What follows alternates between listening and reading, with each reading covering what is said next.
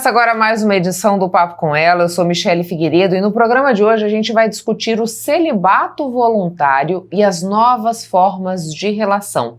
Porque cada vez mais as mulheres estão optando por não se relacionar com os homens. E para essa discussão eu conto com a participação da socióloga Cristiane Fonseca. Nas reportagens a gente fala sobre um projeto de castração gratuita de animais na Prefeitura de Cuiabá. Então você já sabe, fica o meu convite, pega o teu café e vem comigo acompanhar tudo que a gente preparou com muito carinho para você aqui no Papo com Ela. Cada vez mais mulheres escolhem não se relacionar, mas essa escolha fala de liberdade ou de cansaço emocional? Em um tempo de vínculos frágeis, medo de se frustrar e relações cada vez mais rápidas, o celibato voluntário surge como um reflexo da sociedade em que vivemos. No Papo com Ela de hoje vamos falar sobre as dificuldades das relações amorosas e os novos sentidos do estar só.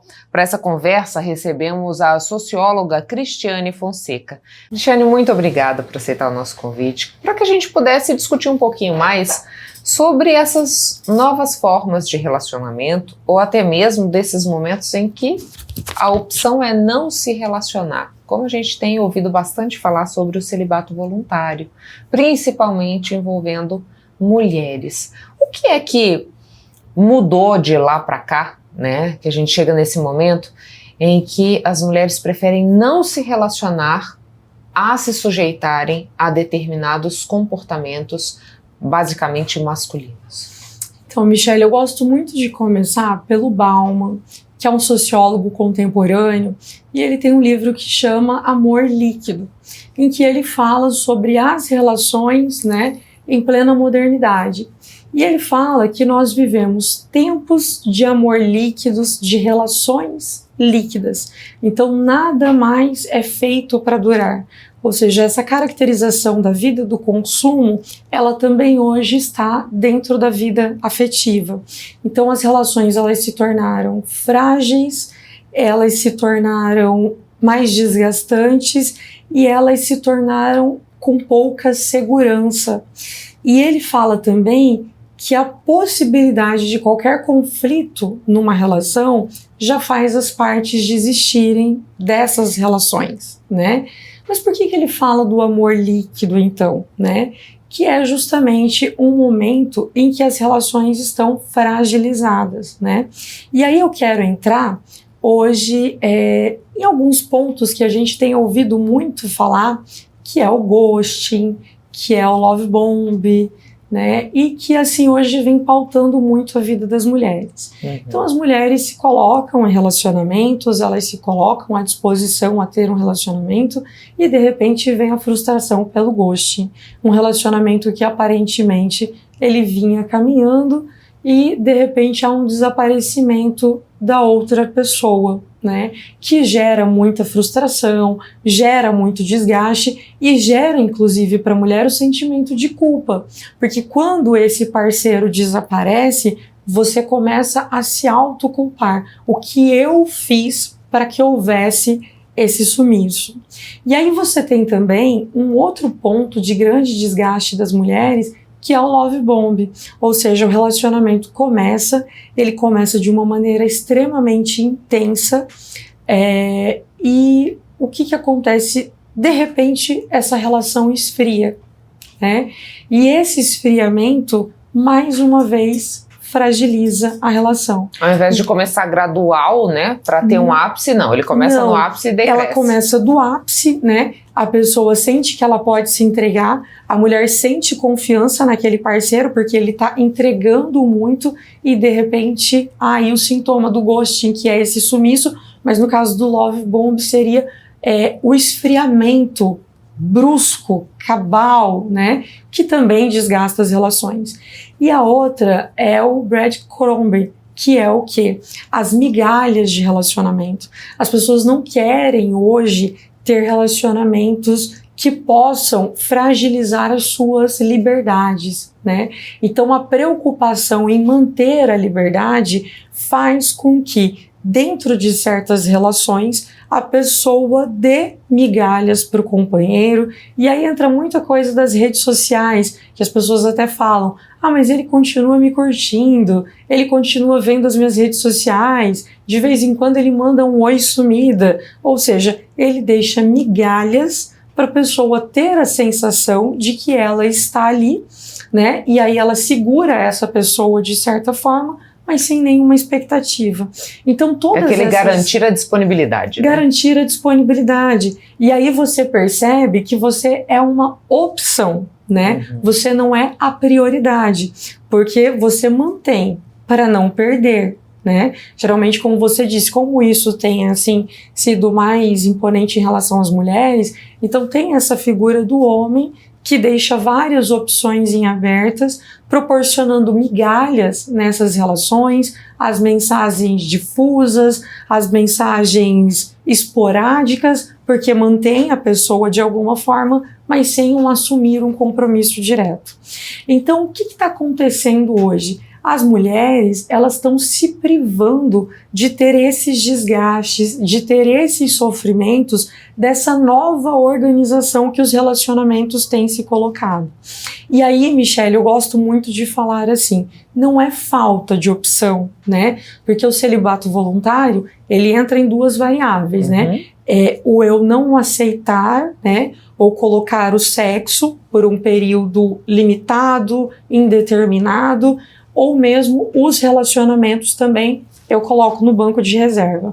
Então não é falta de opção para ter o sexo casual, ou não é a falta de opção por se relacionar, mas é a falta de opção por ter um relacionamento que realmente seja efetivo, sólido, que garanta segurança. Estruturado, né? Estruturado. Sempre que a gente fala de relacionamento, ou que nós falávamos de relacionamento, a gente falava da ideia de relacionamento como porto seguro, como um espaço de amparo. Então eu tenho todo um dia turbulento do trabalho e de repente eu encontro o meu companheiro e ali é o meu momento de refúgio.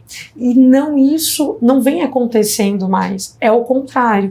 Eu tenho todos os dilemas do meu dia, o trabalho, o desgaste profissional e eu também tenho que aprender a lidar com essas relações difusas, com essas relações hoje sem rótulo, né? A pessoa deixa de maneira implícita, né, que ela quer continuar ali ficando, mas sem que aquele relacionamento seja rotulado. E quando eu não dou rótulo para isso, eu dou insegurança para a pessoa. Então as mulheres vêm optando hoje, Michele, por se abster de relacionamentos tão frágeis, de relacionamentos que inclusive podem abalá-las emocionalmente, como eu te digo, né? Quando eu começo a sentir culpa pelo sumiço do parceiro, isso me traz um desgaste emocional muito grande, né? Aqui a gente pode dizer que o celibato ele surge também como uma priorização da saúde mental dessas mulheres. Uma priorização da saúde mental. Eu diria que hoje a priorização da saúde mental é uma variável muito grande, porque quando se fala em relacionamento hoje, eu não estou falando de relacionamento com estabilidade, eu estou falando de um relacionamento frágil, um relacionamento que não tem rótulo, um relacionamento que eu posso sumir a qualquer momento sem dar satisfação nenhuma, sem que a pessoa esteja preparada, inclusive, para viver esse rótulo, para viver esse luto, desculpa, relacionamentos em que a pessoa não é colocada como prioridade, ela é colocada como uma opção mantida para quando essa pessoa talvez não tenha aquela que seja ideal. E aí eu trago a questão das redes sociais. Elas têm tornado as relações cada vez mais fugazes também. Quando você pensa nos aplicativos de relacionamento, por exemplo, basta um clique para você ter uma outra opção. E essa outra opção pode ser sempre melhor do que a que eu estou conversando aqui. Então elas também têm trazido grandes frustrações para as mulheres.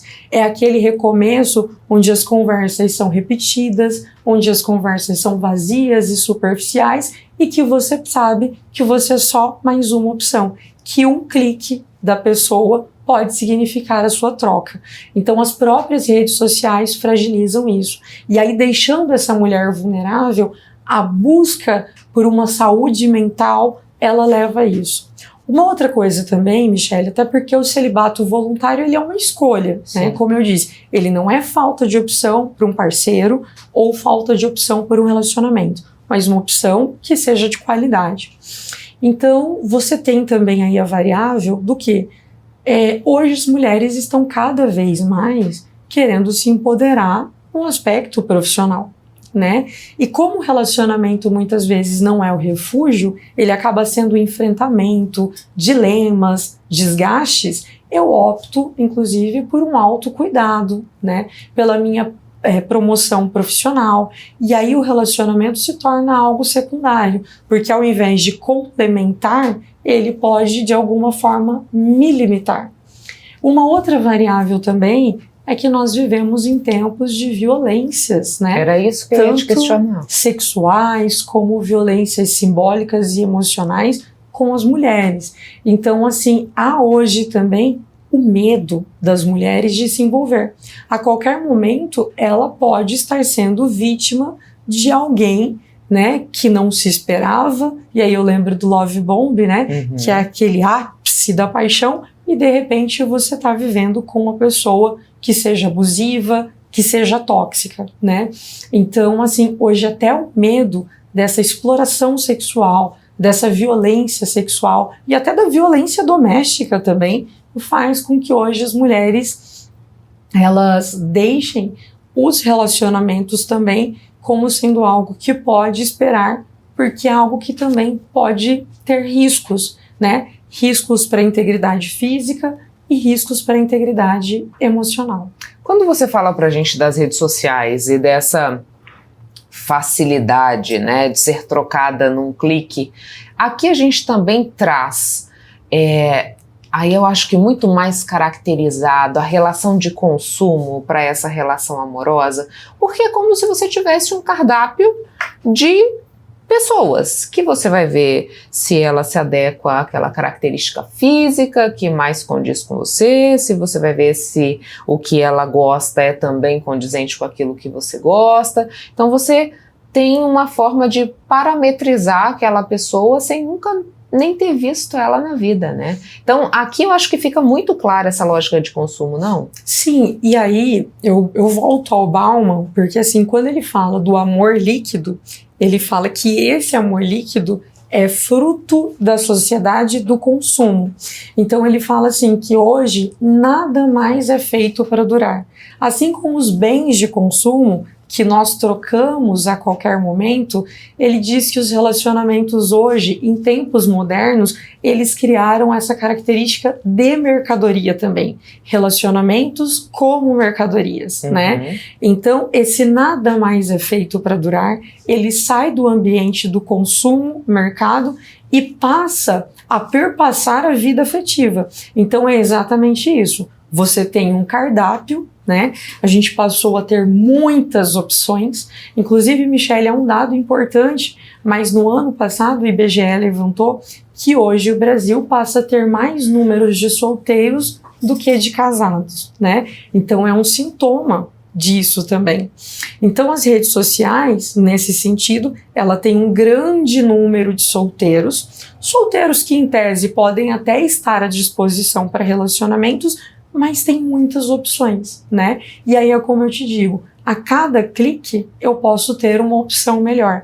Então, ao invés de eu conhecer uma pessoa ali na rede social, de eu ampliar aquela conversa, em avançar naquele diálogo, em tentar construir algo mais robusto ali, eu penso que o próximo clique eu posso ter uma pessoa com uma aparência melhor, alguém que possa me oferecer características mais semelhantes às minhas. Então a gente acaba lidando hoje do relacionamento como característica de consumo, como característica de mercadoria também.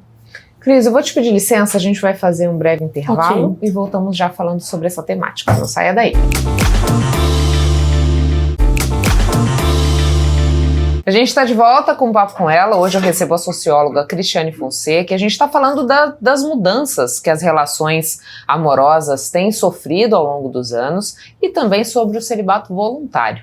Essa ferramenta, vamos dizer assim, que as mulheres estão lançando mão para que não se coloquem em relacionamentos que muitas vezes são desgastantes, principalmente para a saúde mental. Cris, antes do intervalo, a gente falava um pouquinho sobre todas essas construções que acabam culminando numa relação que é desgastante, né? Surge o celibato voluntário. E a gente falava muito de Bauman, como ele já trazia essa questão da relação de consumo que adentra esse universo das relações amorosas.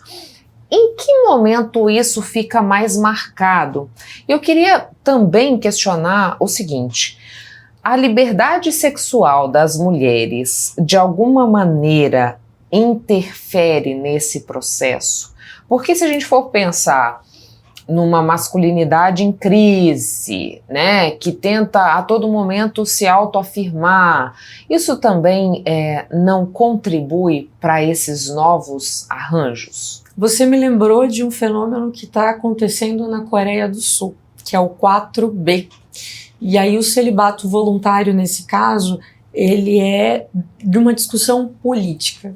Então as mulheres hoje na Coreia do Sul, elas estão lutando contra o patriarcado, contra a cultura patriarcal. Então hoje tem não aos homens, não ao sexo com os homens, não casar com homens, não ter filhos com homens. Então o que é isso? É um sintoma de uma cultura ainda muito machista, muito centrada em como o homem pauta os relacionamentos, e elas estão dizendo não para isso.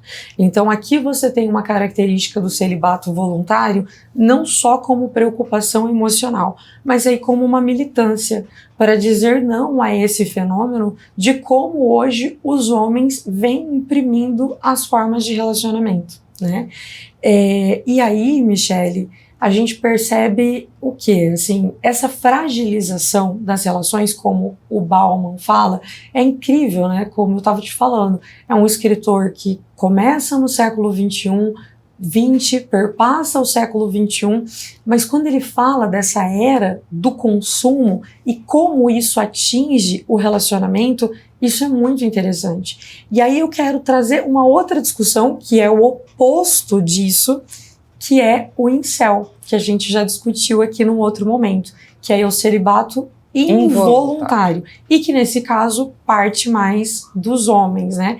E nesse caso não é escolha individual, é fruto de rejeição, né? Então essa autoafirmação que você coloca do homem, ela gera o celibato involuntário nos homens, que aí geram outras situações como misoginia, violência contra as mulheres e coisas desse tipo. Então essas relações estão muito presentes e as mulheres vêm evitando isso.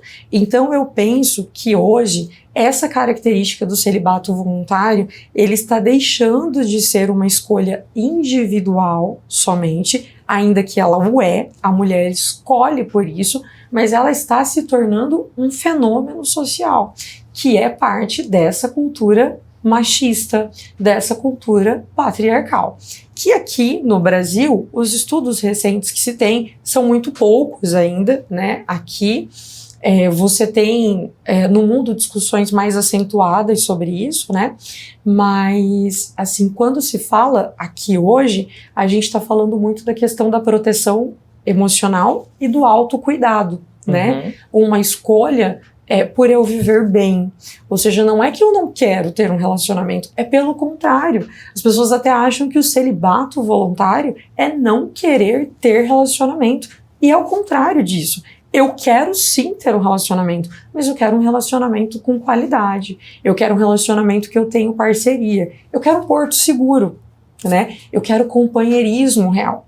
E não é isso hoje que se oferta para as mulheres nesse mundo masculino, né? E principalmente cotejando aí com a autoafirmação masculina, quando essa mulher não aceita, e aí eu volto ali, né, no breadcrumb, né, que é você não aceita as minhas migalhas, né? Você não está disposta a aceitar isso que eu quero te oferecer. Esse homem acaba sendo rejeitado por essa mulher porque ela opta pela qualidade de vida dela, pela qualidade emocional dela, e a negação ao homem. E aí você tem o celibato involuntário, que é quando o homem, nesse caso, né, é rejeitado. É um ciclo, né? É um ciclo. E essa rejeição, né, fomenta aqui as violências, que é também um sintoma. A mulher também opta pelo celibato voluntário, porque essa misoginia construída, fruto desse machismo estrutural, da cultura patriarcal, faz eu ter medo também de ser violentada.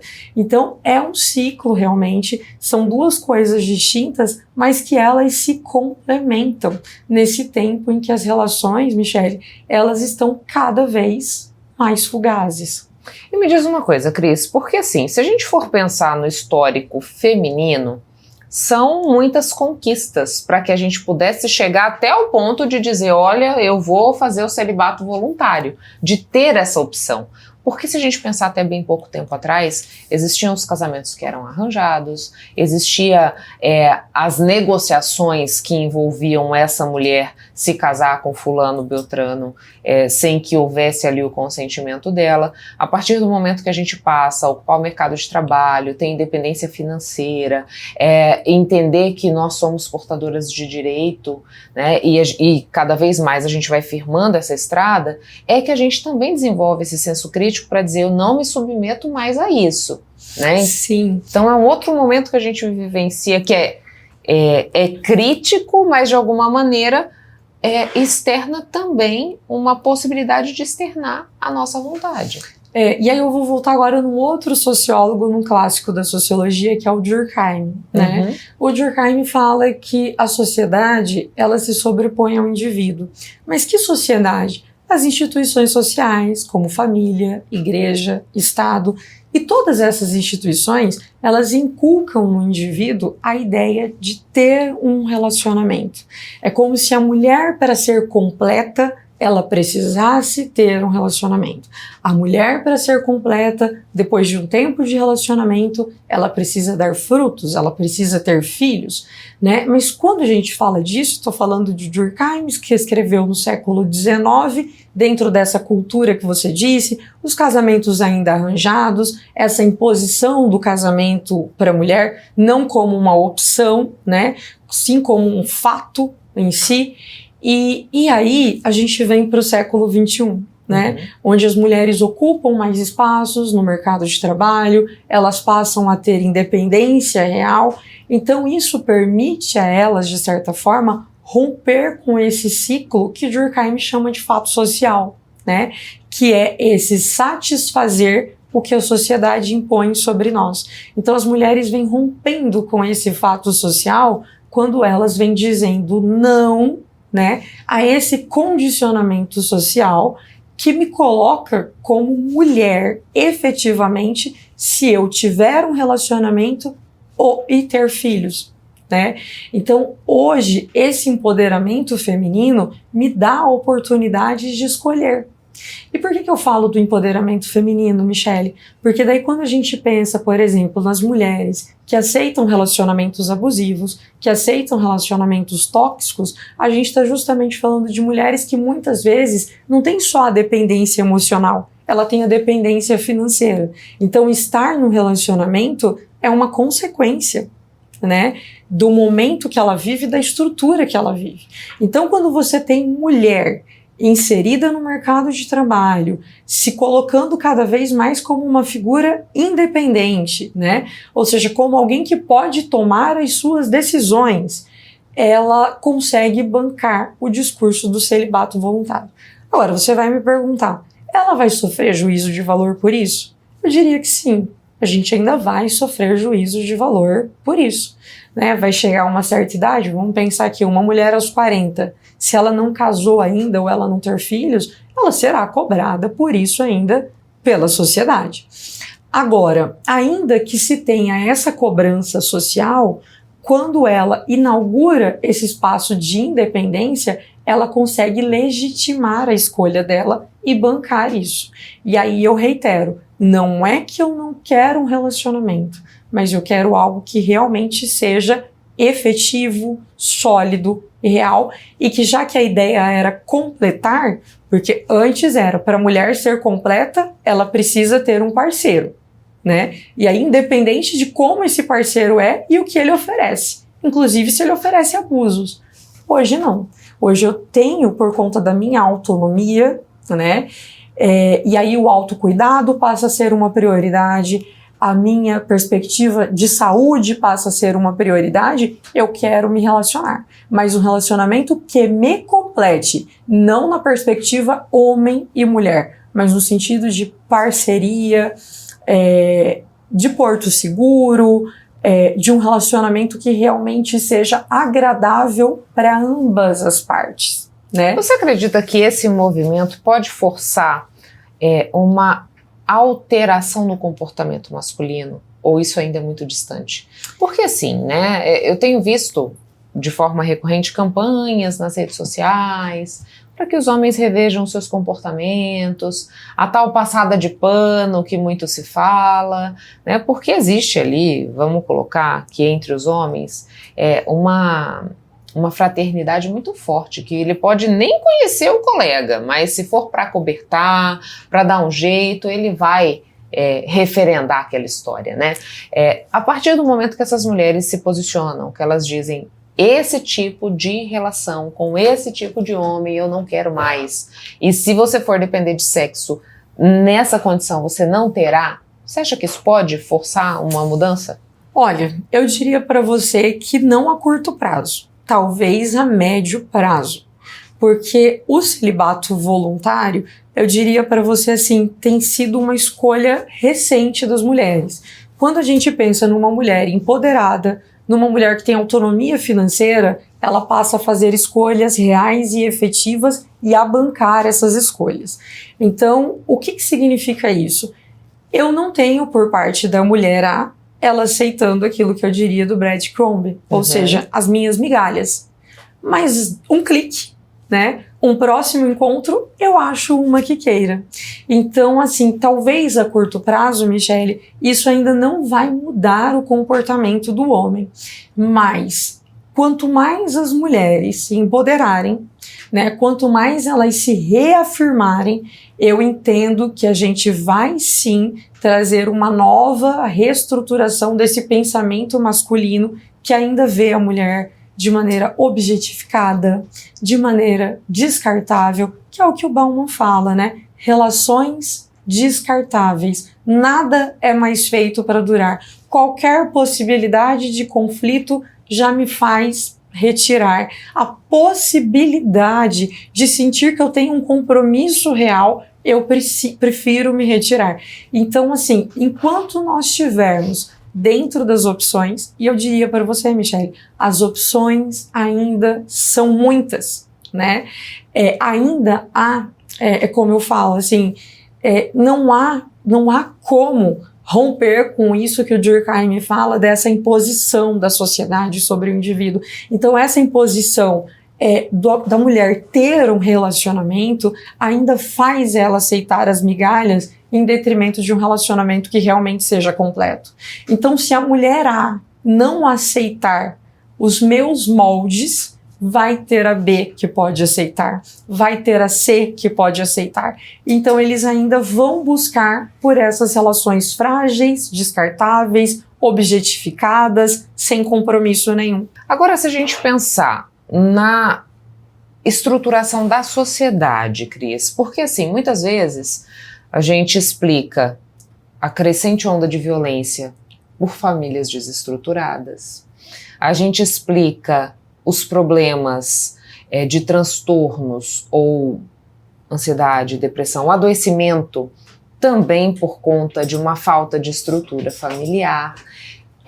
Quando eu olho para os relacionamentos e vejo essa falência, né, isso vai ter um impacto nessa organização que a gente conhece como sociedade, né? A gente pode experimentar um aumento de violência, uma desestruturação, um aumento do adoecimento mental. Como é que você vê isso, né? Esse ponto que a gente está abordando hoje pode trazer outras implicações para esse arranjo social? Eu entendo que sim, acho que a gente vai trazer muitas outras variáveis, inclusive até no componente, assim, começando por esse, que eu acho que é o preliminar aqui, da formação de famílias, né? Assim, a construção de família, a ideia de ter filhos, ela vai passando a ficar mais distante.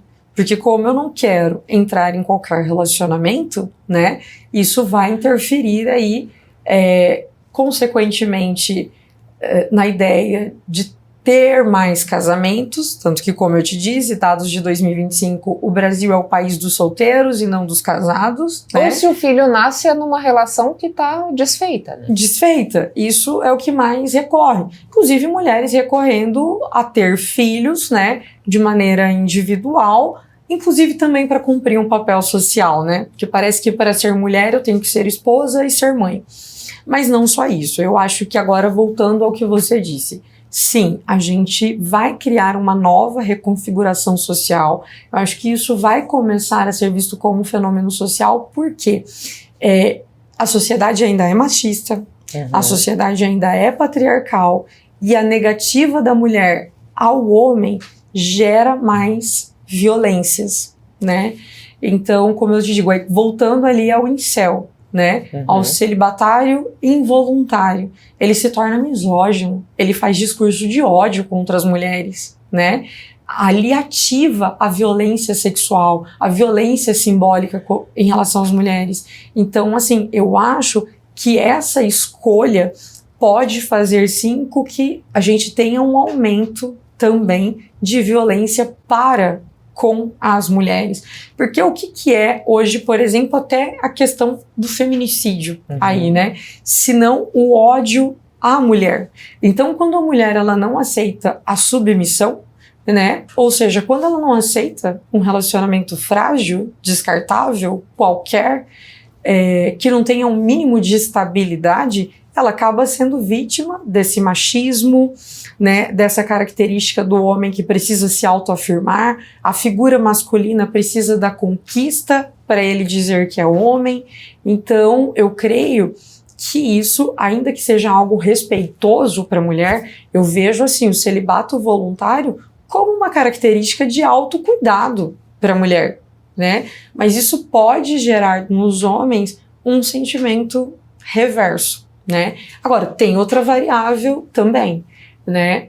Isso por parte dos homens. Mas, ao mesmo tempo, quando a mulher não se submete ao pouco, ela também fica distante dos relacionamentos tóxicos, dos relacionamentos abusivos, que se tornam violências, né? Então, você tem as duas variáveis. Você atiça o homem pela rejeição, mas, ao mesmo tempo, quando ela se abstém desses relacionamentos que geralmente são tóxicos, geralmente são abusivos, ela está dizendo não a essas violências também.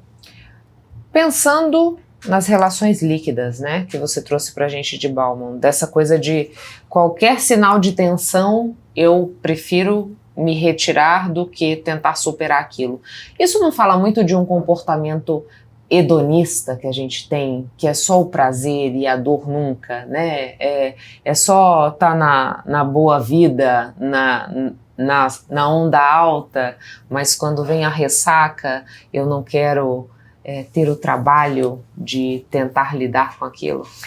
Então, o que o Bauman fala que eu acho que é muito importante? Ele trabalha muito o conceito de liberdade.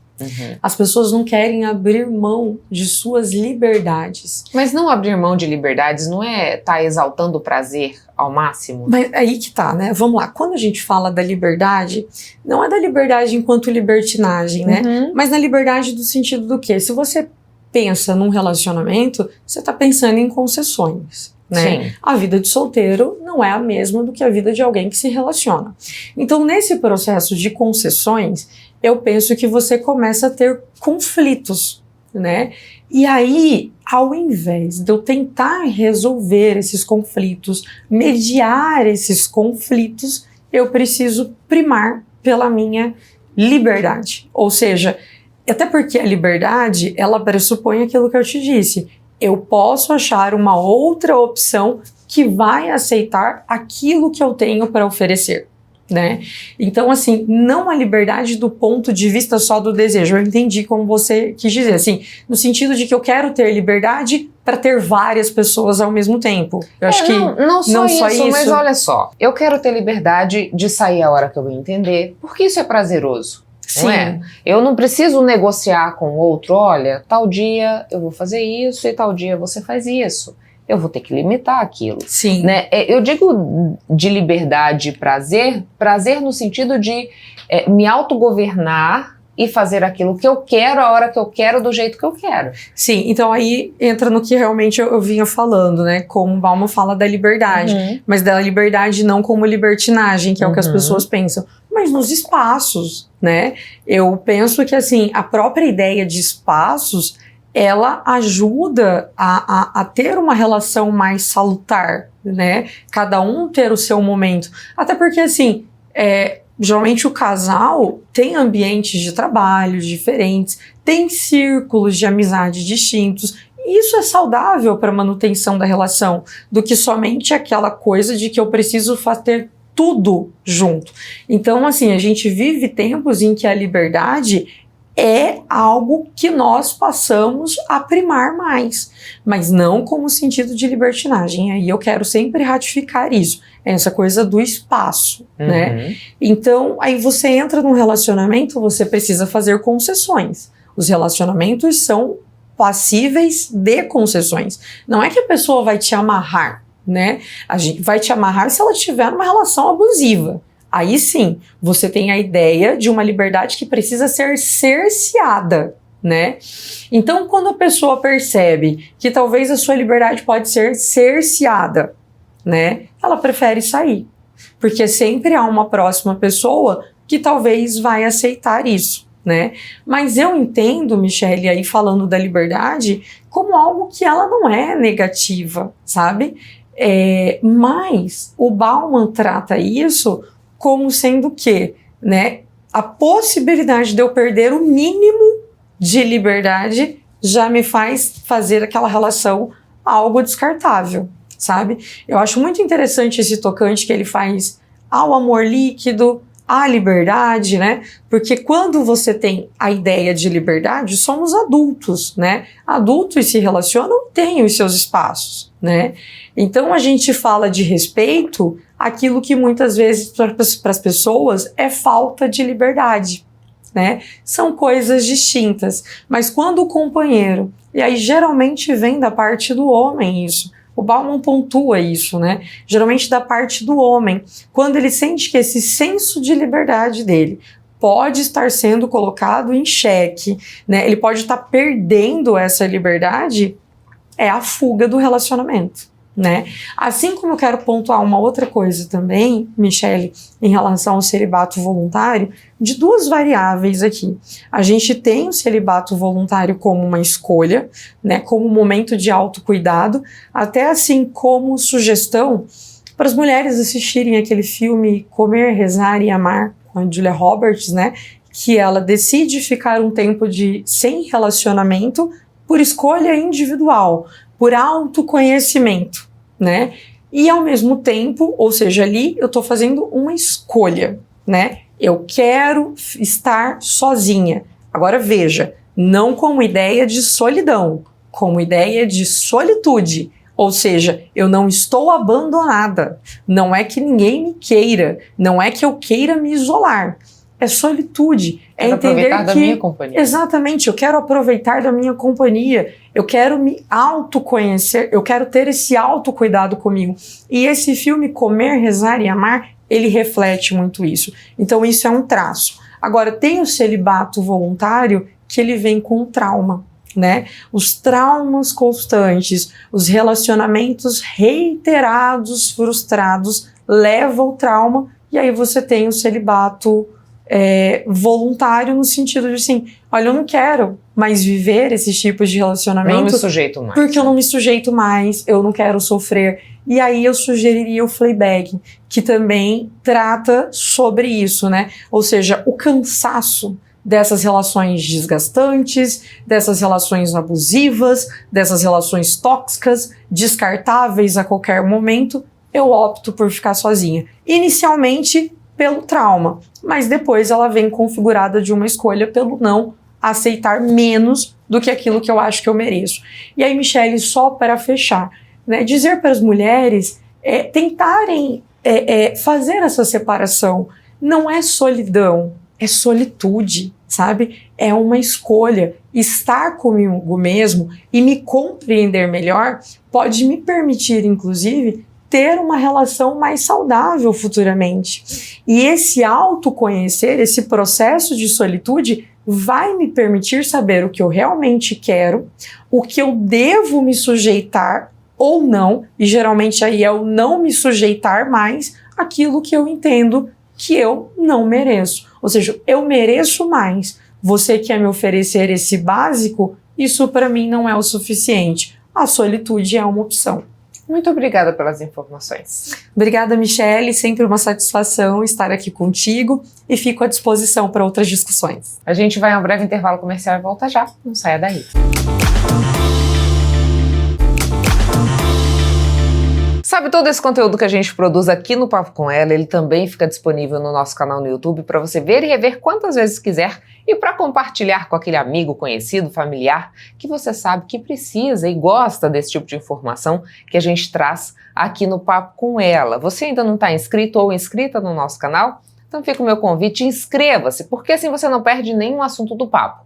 Sabe onde mais você consegue encontrar o nosso conteúdo? No site nossarepublica.com.br. Mas antes da gente continuar com a nossa programação, eu quero te dizer o seguinte, a gente preparou esse QR Code que está aqui na sua tela para facilitar a tua vida. Mira a câmera do celular para ele, que você já vai ter o caminho certinho para integrar essa comunidade lá no YouTube do Papo com Ela.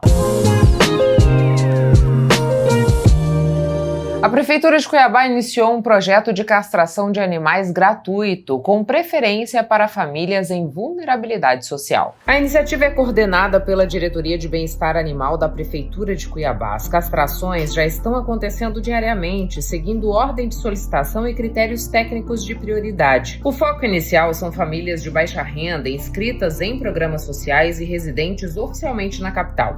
Segundo a Organização Mundial da Saúde, a falta de controle populacional de cães e gatos impacta diretamente a saúde pública. O abandono de animais muitas vezes ocorre pela reprodução descontrolada. O projeto Castração dentro da Prefeitura de Cuiabá, nesse ano de 2026, ela vem nesse parecer para convocar munícipes de baixa renda, protetores e ONGs que já atuam nessa linha da frente relacionado à causa animal. A castração ela tem dentro da Prefeitura de Cuiabá sendo convocado 15 pessoas por dia. Então, saímos, por exemplo, do ano passado com 2 castrações por dia para 15 por dia. Então, essas pessoas são convocadas através dos formulários que foram preenchidos e respondidos solicitando esse tipo de serviço. No momento que você solicita e preenche esse formulário, tem que ser com comprovante de baixa renda ou comprovante aí como protetor e ONG por si só. Estudos do Conselho Federal de Medicina Veterinária indicam que a castração pode reduzir em até 90% o risco de câncer de mama em cadelas quando realizada antes do primeiro cio. Além disso, elimina o risco de piometra, uma infecção uterina grave que pode levar à morte. Nos machos, reduz significativamente problemas de próstata e tumores nos testículos. Castrar é uma medida preventiva que aumenta a expectativa e a qualidade de vida dos animais. Essas castrações são pelas clínicas credenciadas que trabalham junto com a Prefeitura. Então são clínicas particulares, bem como a Universidade de Cuiabá. Cada CPF pode cadastrar até 5 animais para castração. ONGs e protetores contam com um limite maior. Para participar do projeto, o tutor deve enviar uma mensagem ao WhatsApp oficial do Bem-Estar Animal. O contato é o 659-9207-4318. Caso você queira participar, ser convocado, ter o seu animal castrado, é somente via o nosso WhatsApp oficial, onde você preenche o formulário, então é tudo digital, não precisa comparecer pessoalmente. Caso tenha dificuldade, obviamente pode nos procurar, mas é tudo digital, então você preenche o formulário digitalmente, aguarda ser convocado. A fila gira em torno de 1 a 3 meses de espera, depende obviamente dos mutirões que nós fazemos. Então algumas pessoas elas podem ser convocadas antes. O que acontece muito, que é sempre bom relembrar, muitas pessoas que são convocadas acabam não comparecendo, então acaba utilizando uma vaga que outra pessoa poderia estar indo até o local. E a disponibilidade, ou as clínicas, elas são de acordo com a rotatividade e as demandas durante a semana também. Além da castração, a Diretoria de Bem-Estar Animal também tem oferecido uma média de 40 vacinas por semana para atender os animais que integram famílias em vulnerabilidade social, assim como aqueles que estão sob cuidados de ONGs e protetores. O cadastro deve ser feito pelo mesmo contato de WhatsApp. Vale lembrar que os imunizantes são aplicados todas as sextas e sábados. Com a vacinação, a gente evita sinomose, parvovirose, entre outros antígenos, né, que acabariam acometendo esse animal, comprometendo a saúde dele. E também é nessa vacinação tanto de munícipes como de animais comunitários que a gente evita que se propague as doenças pela cidade e também se torne uma emergência futuramente. A nova legislação sancionada pelo governo federal, que amplia a faixa de isenção do imposto de renda pessoa física para quem recebe até R$5 mil por mês, entrou em vigor. Segundo dados oficiais, a mudança deve beneficiar cerca de 15 milhões de brasileiros, entre quem fica totalmente isento e quem terá redução proporcional no imposto, ou seja, aqueles que ganham até R$ 7.350 por mês. Aqui em Mato Grosso, a estimativa é que aproximadamente 340 mil contribuintes têm um impacto direto com a mudança tributária, sendo 230 mil totalmente isentos e outros 110 mil com descontos parciais no imposto. O valor que era de isenção de R$ 3.036 atingiu o patamar de R$ 5.000, que era uma promessa desse governo.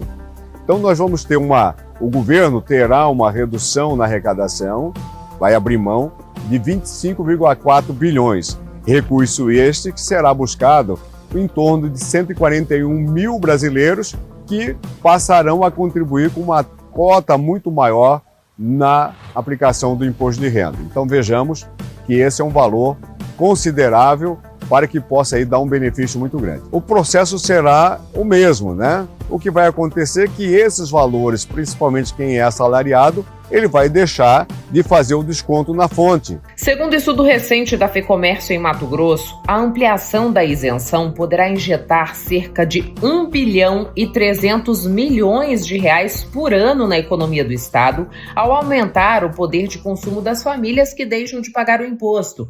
A estimativa é de que quem ganha até R$ 5 mil terá um valor extra anualmente de R$ 4 mil com a isenção. A partir de R$ 7.350, a alíquota única de 27,5% para todos os rendimentos.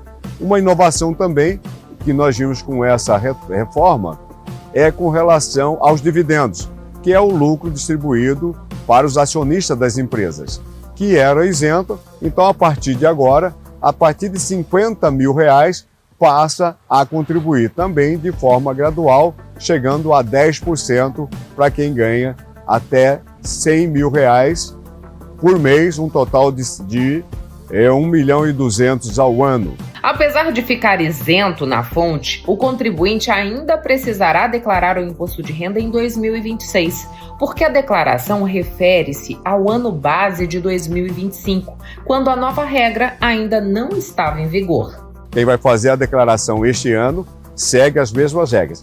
Essa nova mudança que acontece no imposto de renda só vai refletir na declaração de 2027, ano calendário 2026. Então é uma situação para atentar também. Mesmo sendo isento, terá a obrigatoriedade de apresentar a declaração de imposto de renda à Receita Federal.